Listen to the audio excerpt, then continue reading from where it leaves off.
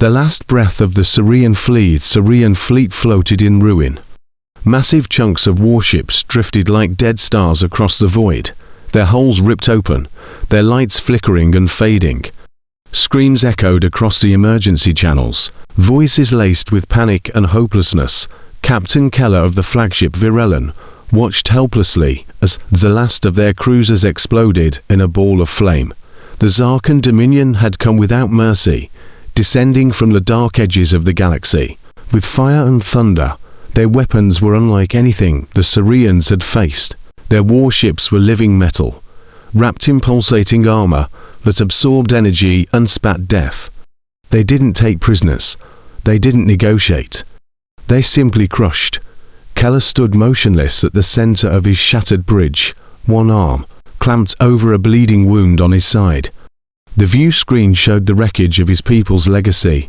The Council fleet had fallen, their best engineers, scientists, and warriors gone in minutes. His second-in-command, Commander Vayner, limped to him with smoke in her eyes and desperation in her voice. "We can't hold, sir. Engines gone, shields gone, comms barely functioning." Keller looked at her, but said nothing. There was nothing left to command. They had fought with honor, and now they would die with it. But then something strange happened. The emergency beacon, set to loop a desperate call for help to any listening outposts, stopped mid-signal. The silence that followed wasn't empty. It was waiting. Then came a voice. "This is Captain Elias Monroe of the Earthship Resolute. We received your distress signal." Keller blinked. Vayner's jaw dropped. Earth. He had heard of them. Primitive, isolated, bold. Rumors whispered of humans, the untested species from a pale blue dot far from the core. The Syrian High Council considered them unpredictable, even reckless. No one expected them to ever matter. Now, their voice was the only one in the dark. "You are engaging Zarkan forces," the human voice continued. "Permission to enter combat and assist." Keller pressed his shaking fingers against the console. "Human vessel, we have nothing left. This is not your war." Captain Monroe's voice was calm. "It is now." Before Keller could respond, the view screen lit up. A single, massive ship tore through the darkness, dropping out of hyperspace like a god falling from the sky. It was nothing like a Syrian ship. Its hull was black steel and angles, its engines roaring like thunder. Weapon bays opened, lights flared. The Resolute didn't hesitate. Its cannons roared, and brilliant blue lances of plasma shot out, slamming into the nearest Zarkan ship. The monstrous enemy vessel reeled as its shielding cracked and melted. A second barrage followed, kinetic rounds that punched through the alien armor like glass.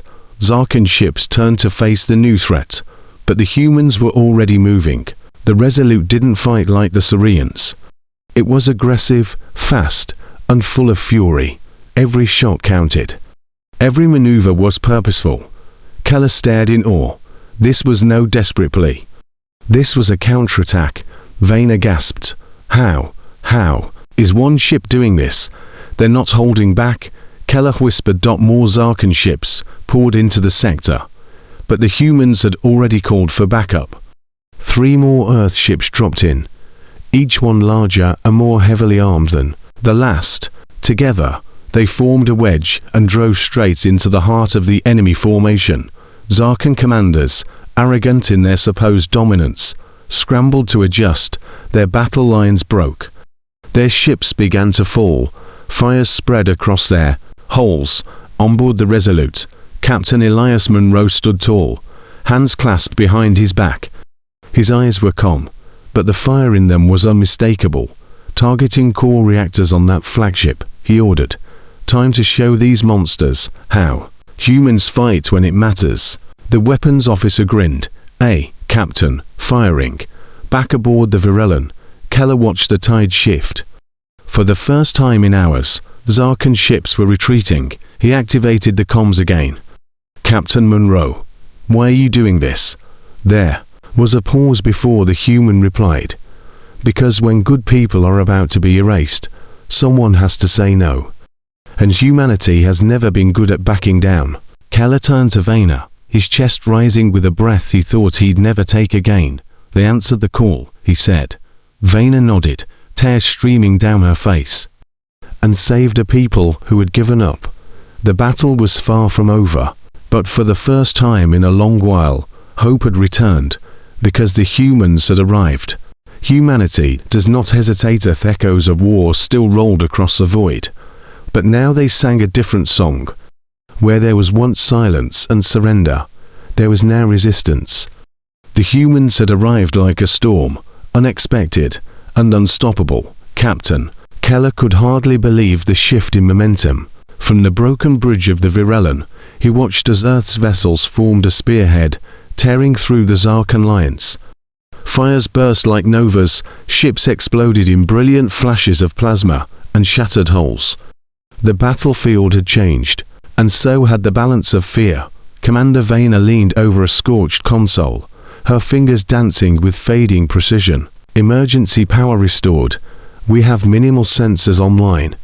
No weapons, but we can observe." Keller nodded, his gaze fixed on the largest of the human ships, the Resolute.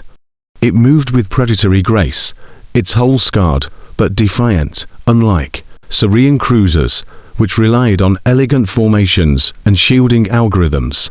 The Resolute dove straight into chaos. Its systems burned hot, its crew seemingly unafraid of damage. Inside the Resolute, Captain Elias Munro stood steady, his boots locked to the deck, eyes focused on the tactical display. Red blips the Zarkan ships swirled around his fleet like vultures. He didn't flinch. He was used to being outnumbered. Status of enemy flagships. He asked. Lieutenant Raymond Delgado tapped a few keys to destroyed, one crippled and falling back, one holding the rear line. "That's their command vessel. Time to decapitate the beast," Munro said, voice cold.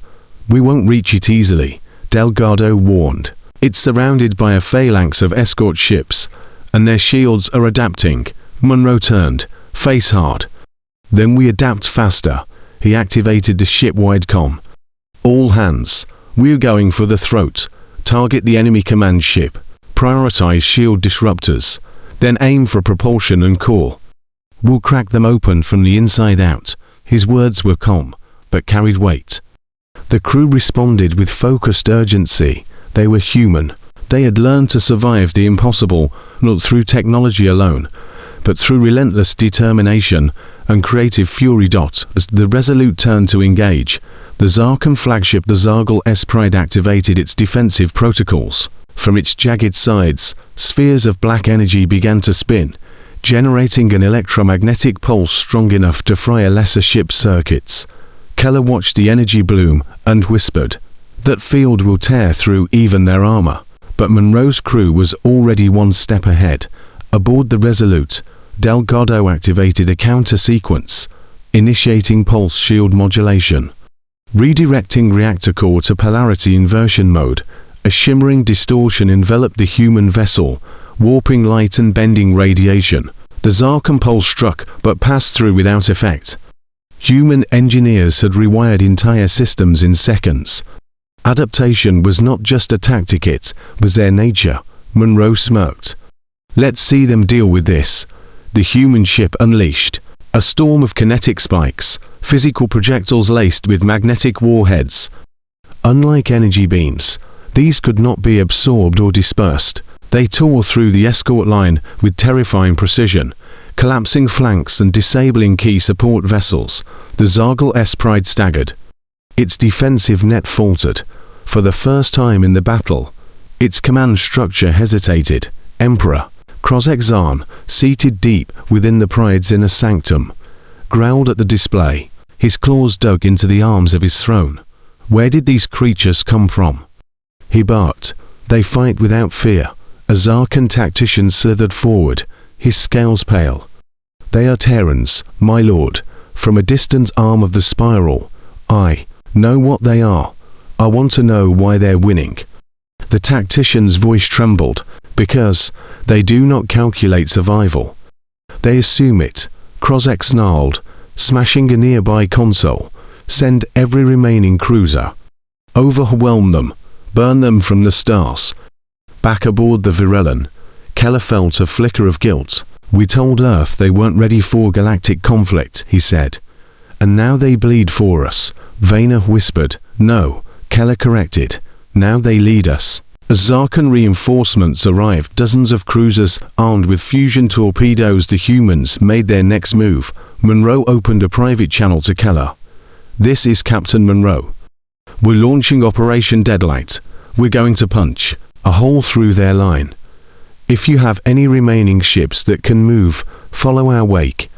We'll give you a path out, Keller answered, his voice steady. Why help us? Monroe paused. Because we remember what it was like to stand alone. The comm cut off. Moments later, the Resolute surged forward, engines blazing. Its companion ships spread wide, each one launching coordinated strikes. A swarm of drones poured from their flanks, each carrying explosive payloads. They weren't built for entrance. They were built to make an opening, and they did. The first cruiser exploded in a fireball so bright it blinded sensors. The second broke apart from internal overload.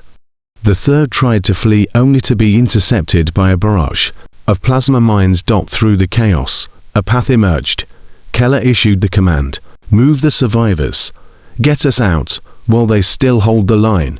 His remaining ships, only 4, stuttered into motion, limping through the corridor carved by human bravery. Monroe watched them go.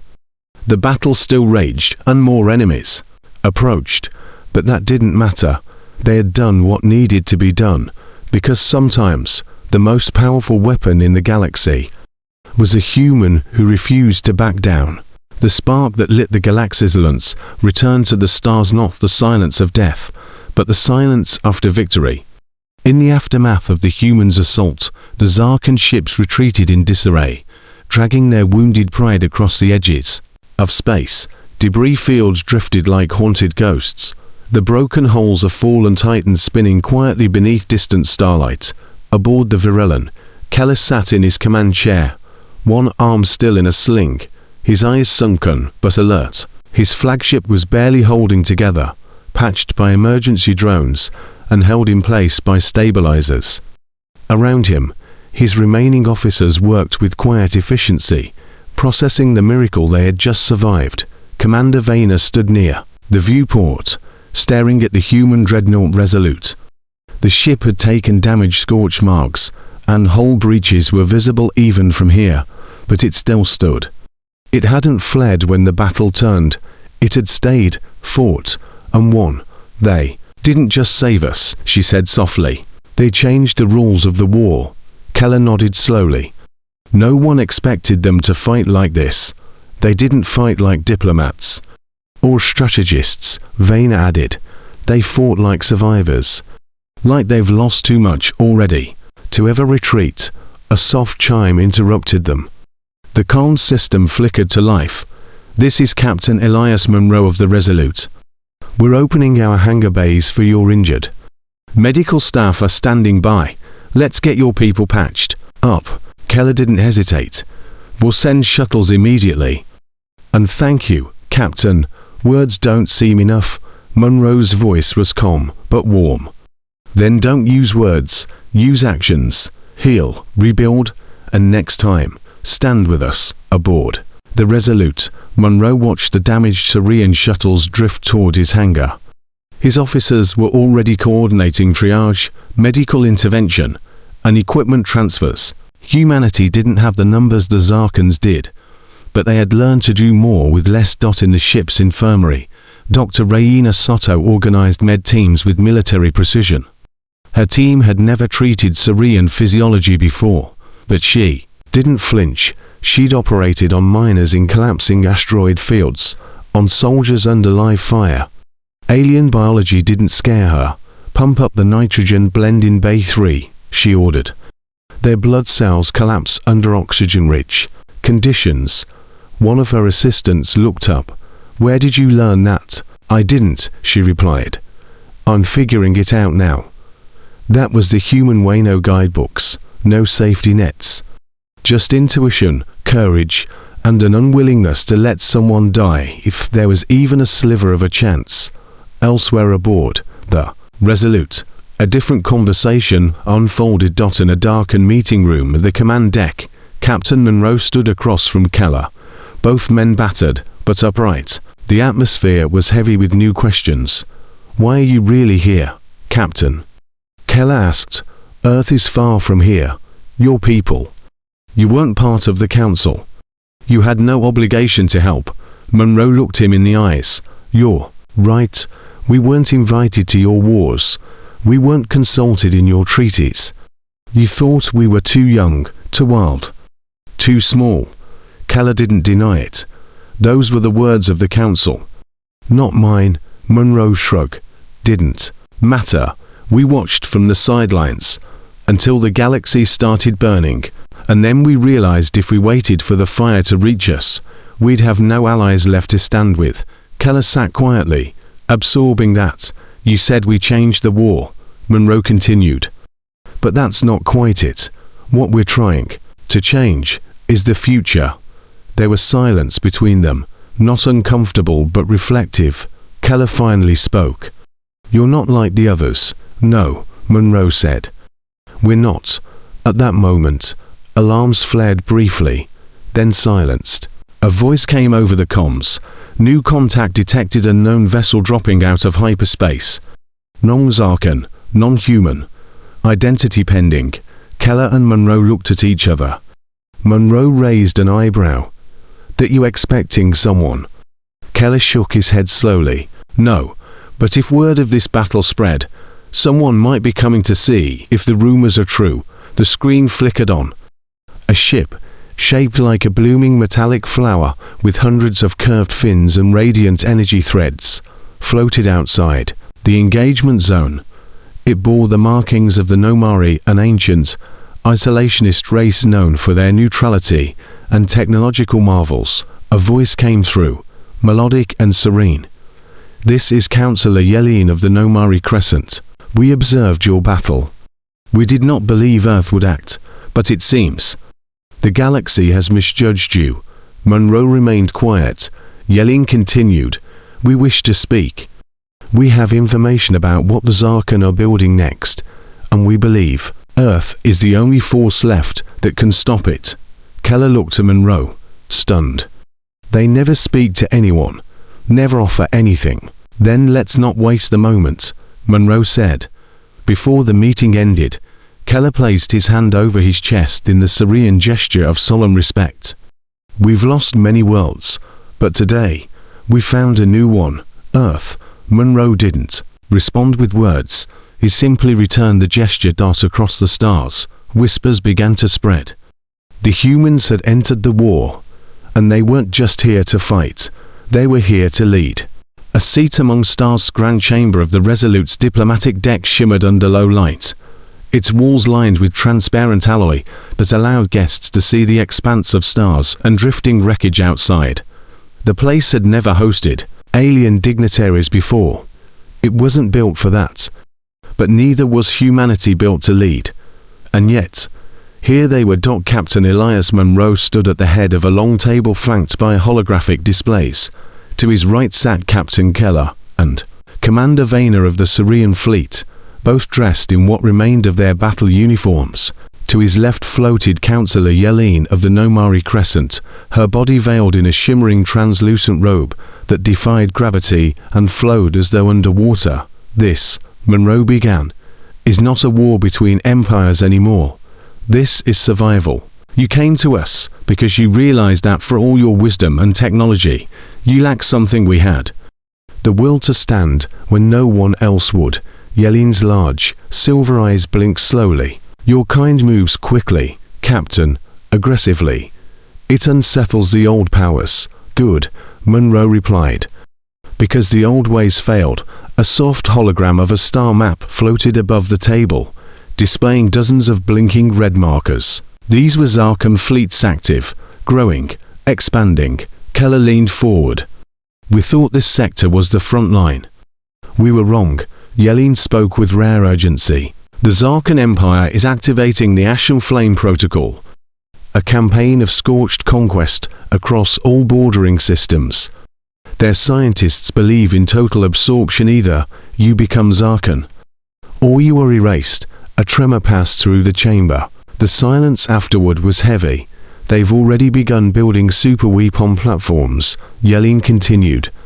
Orbital engines capable of dragging moons out of orbit and crushing them into capitals. Plasma-forged war factories that self-replicate. They are no longer just conquering. They are reshaping reality. Commander Vayner gritted her teeth. We don't have enough fleets left to counter that. Even with Earth, Monroe turned to a display. Then we don't give them a fleet battle. We give them something they can't prepare for. He gestured to a series of glowing dots across the Zarkan-controlled systems. These are deep relay points, maintenance hubs, logistic centers, places their front lines rely on, and that don't guard heavily. We strike them, fast, hard, unpredictably. Keller raised an eyebrow. Guerrilla warfare. It's how humans survived on Earth for thousands of years, Monroe said. You don't beat giants by punching their fists. You cut their legs out from under them. Yelene studied him, unreadable. You speak as if Earth has done this before. Monroe stared back. We've fought extinction more times than we can count, and every time. We crawled out of the rubble smarter, meaner, more united. Outside the chamber, preparations began. Engineers from Earth worked alongside Sirian tech crews and Nomari overseers, adapting starship components, merging shielding and propulsion systems. Drones zipped between bulkheads. Code was rewritten in hours that would take other civilizations days. Human innovation was chaotic, but it worked. Private Cora Hayes, an Earth engineer barely out of her teens, knelt beside a Sirian power core. The alien tech pulsed with unstable radiation. This thing's about to melt itself, she muttered, reaching into her toolkit. The Sirian technician beside her flinched. You're going to touch it. We haven't been able to repair it in weeks. Cora shrugged. It's just a power core. If it breaks, we'll fix it. If it explodes, well, then we die trying. She smiled and dug in. That was the kind of spirit spreading through the Allied hangars now. Reckless, maybe, but it inspired something others had forgotten. Hope. Later, as the sun of a nearby gas giant broke across the Rexstream sky, the newly formed Joint Strike Unit gathered in the hangar. Humans, Sirians, and even Nomari tacticians stood shoulder to shoulder in front of the massive projection of the galaxy. Each blink was a reminder of what was lost or what could still be saved. Captain Monroe stood before them, his voice amplified across the deck. We've seen what the Zarkan can do. We've seen how they burn worlds and break wills. But they haven't faced us, not all of us, not together. He stepped forward, his eyes locked on every being present. You may be outnumbered. You may be tired, but I promise you, if we strike first, if we strike smart, we can break their rhythm. And then, we'll show them what happens when they wake a sleeping world. Cheers erupted not just from humans, but from aliens who had never cheered before. The kind of cheer born from desperation turning into courage, because something bigger had begun. Not a defense, a movement. From forgotten species to fractured alliances, everyone now looked to Earth not as a curiosity, but as a rallying point. For, in the darkest hour, when science faltered and politics crumbled, it was the humans who chose to fight. And the galaxy was about to follow their lead. Sabotage in the shadows of John's Resolute had gone dark. All lights were dimmed, engines ran whisper quiet, and the ship's hull shimmered with active camouflage that distorted space around it. It hovered just outside the event horizon of a collapsed binary star, an impossible hiding place, chosen by humans because it was the last place any enemy would dare to look. Inside the operations chamber, the atmosphere was tense, but focused. Captain Elias Monroe stood before his elite strike team, composed of a mix of Earth operatives, Sirian scouts, and Nomari data weavers. The objective was clear. Disable the Zarkan's core logistics hub at Nether Prime, a floating fortress that, sustained half of the Zarkan invasion fleet. "This is what we do best," Monroe said, eyes sweeping the room. "We sneak in, we break everything, and we vanish before they know what hit them." A gruff laugh came from Sergeant Leo Trask, a former asteroid miner turned commando. "So, a Tuesday then," Caratil, a four-armed Syrian demolitions expert, adjusted her harness and grinned. "Let's make it count." They boarded 3 small infiltration crafts, human stealth skiffs, modified with no Mori phase drives. The engines hummed like wind through crystal, silent and undetectable. As they descended toward Nether Prime, the team passed debris fields where broken satellites spun like forgotten ghosts. The Zarkan never cleaned up their messes. Trask piloted the lead craft with expertise, cutting through security nets by flying low along the magnetic layer of the station's hull. Sensors showed no alerts. The Zarkan, confident in their dominance, never saw sabotage coming. Inside the belly of Nether Prime, things were less perfect. Zarkan engineers moved in regimented lines, emotionless and silent. Their tools were extensions of their bodies. Every movement calculated. No words, no curiosity, just repetition. The infiltrators docked in a waste vent, cutting through composite alloy with molecular torches. Monroe was the first through, crawling through the maintenance shaft, followed closely by Caratil and no Mori operatives, who moved as if they weighed nothing. They entered a vast storage deck filled with warheads, racks upon racks of fusion, munitions enough to glass an entire star system. Monroe paused. "This isn't a logistics hub. It's a kill switch." Caratil scanned the cargo. "These aren't meant for supply lines. They're pre-targeted. Look." She tapped a glowing panel, revealing a hologram of multiple planetary systems, most of them lightly populated colonies and independent worlds. Not enemies, just others. They're planning extinction, she whispered. Monroe clenched his jaw. "Then we shut this down, permanently." He opened a comm to the other teams scattered across the station. "All units, change of plans. Full detonation protocol. Overload every fusion core, every reactor, and blow this cursed place to pieces." Sabotage became a race. No Mori code breakers scrambled the station's data feeds, feeding false movement logs to the central AI. Trask and his unit began planting gravitic charges across fuel depots. Caratil, with uncanny calm, placed seismic disruptors beneath the warhead racks, but it was specialist Lena Ward, a human hacker born in the undercities of Europa, who discovered the most chilling truth. She accessed the deep archive, a hidden layer beneath the control systems. What she found wasn't just targets. It was a blueprint, not for war, for reshaping reality. "Captain," she breathed through the comms, "they've begun something worse than genocide." "Speak." "They're building a rewrite engine, a planetary scale ape, capable of memory wiping entire civilizations, history, language, even the concept of resistance. Gone. They don't just want to destroy life. They want to erase the very idea that life resisted them." For a moment, even Monroe was silent. Then, "How long until this goes live?" "Unknown," Lena replied. "But this station was step 1. If we don't finish this here, they'll take the next step somewhere else." Monroe's voice turned steel. "Then we make sure this step never finishes. Within the hour, every charge was in place." The teams began exfiltration, but the clock had run out. Zarkan sensors pinged abnormal power surges. Sirens howled. Swarms of synthetic enforcers poured from maintenance ducts. Gleaming silver machines with no faces, just weapons. The teams fought back in brutal corridors, lit by sparks and blood. Humans, Syrians, and Nomari fought side by side, some with guns, others with blades. One Nomari wielding a field of vibrating harmonic energy that shattered metal like glass. Caratil was wounded, covering the last retreat, but she refused to fall until the charges were armed. "Get your people out," she grunted. "I'll hold them." Monroe stared at her, unwilling to abandon another friend to war's teeth. But she smiled. "I was dead the moment my world fell.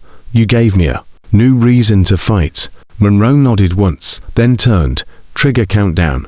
The ships launched from Nether Prime's side like bullets, streaking away into the void. The Zarkan ships scrambled to intercept, but too late. A blinding light bloomed from the station's heart, then fire erupted outward in slow, rippling waves. Nether Prime collapsed into itself, its core detonating in a cascade of quantum ruptures. The blast flattened 3 surrounding moons. From the bridge of the Resolute, the survivors watched the explosion. No one cheered. They had succeeded. But at a price. Back at command, Monroe updated the galactic map. 1 Zarkan link severed. Many more remained. But today had proven something vital. Even the most fortified horrors could be broken, because the Zarkan hadn't counted on one truth. Humans don't just fight to win, they fight to remember.